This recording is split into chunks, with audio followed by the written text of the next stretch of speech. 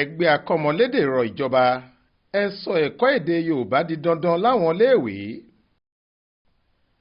Lọ́jọ́ Ajé Monday ọjọ́ 7 oṣù kẹjọ yìí ni ààrẹ ẹgbẹ́ Akọmọlede àti àṣà Yorùbá ilẹ̀ Nàìjíríà Díákónì Ọmọ́wùnmí sọ fún gbogbo àwọn tó péjú síbi ìpàdé àpérò wọn lọ́dọọdún tọdún 2023 yìí èyí tó wáyé ní ibùdó Queen Elizabeth School nílùú Ìlọrin ìpínlẹ̀ Kwara pé kí gbogbo àwọn alẹ́nulọ́rọ̀ àwọn ọba aláyé nílẹ̀ Yorùbá kí wọ́n foríkorí kí wọ́n bá àwọn gómìnà ìpínlẹ̀ wọn sọ̀rọ̀ lórí bí wọn yóò ṣe pàṣẹ ìkẹ́kọ̀ọ́ èdè Yorùbá ní dandan láwọn iléèwé gbogbo pàápàá jùlọ alákọ̀ọ́bẹ̀rẹ̀ kí èdè Yorùbá má bàa di èdè ẹrú láwùjọ. Ìbéèrè tí olùdánilẹ́kọ̀ọ́ níbi ètò náà ọ̀mọ̀wé Láyọ̀ Ogunlọ́lá láti fásitì Ìlọrin ń béèrè níbi ìpàdé àpérò yìí ni pé ǹjẹ́ a ní àwọn ọba nílẹ̀ Yorùbá mọ́ bí? Ó ní nípínlẹ̀ Kwara ẹ̀sìn làwọn gbélé rí wọ́n sì ti pa àṣà tì téyìí sì ń da àwùjọ rú.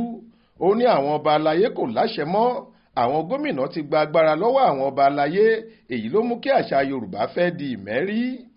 Nínú ọ̀rọ̀ rẹ̀ ọ̀hún ó ní ohun tó dunni jù ni pé èdè Yorùbá tí a kò kàkún mọ́ ni wọ́n ti ń kọ́ ní orílẹ̀-èdè Amẹ́ríkà báyìí tóun sì lè tọ́ka sí fásitì ìpínlẹ̀ bíi 13 tí wọ́n ti ń kẹ́kọ̀ọ́ nípa èdè àti àṣà ìbílẹ̀ Yorùbá. Kódà ní fásitì Ìbàdàn àti fásitì Awólọ́wọ̀ nílé Ifẹ̀ àwọn ọmọ òyìnbó ti ń kẹ́kọ̀ọ́ nípa èdè àti àṣà Yorùbá níbẹ̀.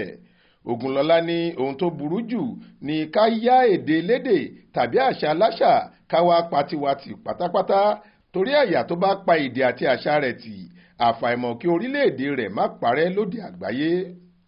Ní ìgúnlẹ̀ ọ̀rọ̀ rẹ̀ ó ní ẹ̀kọ́ nípa èdè àti àṣà Yorùbá ṣe pàtàkì fún àwọn ọmọléèwé bẹ̀rẹ̀ láti iléèwé alákọ̀ọ́bẹ̀rẹ̀ títí dé àwọn iléèwé gíga gbogbo torí pé èdè abínibí ni ọmọ gbọ́ jù tó lè fi kẹ́kọ̀ọ́ àkọ́yege.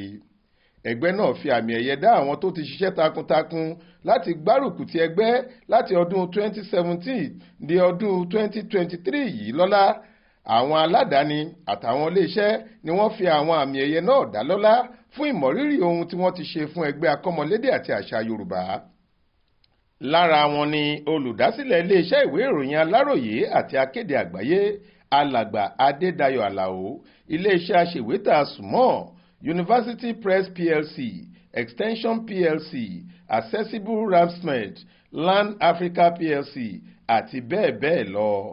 Lára àwọn tó tún gba àmì ẹ̀yẹ ní gbogbo àwọn olóyè ẹgbẹ́ bẹ̀rẹ̀ látòrí ààrẹ ẹgbẹ́ Díákónì Ọmọ́wùnmí, aya Fálẹ́yẹ àti gbogbo olóyè yòókù pátápátá títí kan àwọn olùbádámọ̀ràn ààrẹ láti ìpínlẹ̀ kọ̀ọ̀kan. Ibrahim Alágúnmu ló ṣàkójọ ìròyìn yìí fún iléeṣẹ́ tẹlifíṣàn Aláròyé online.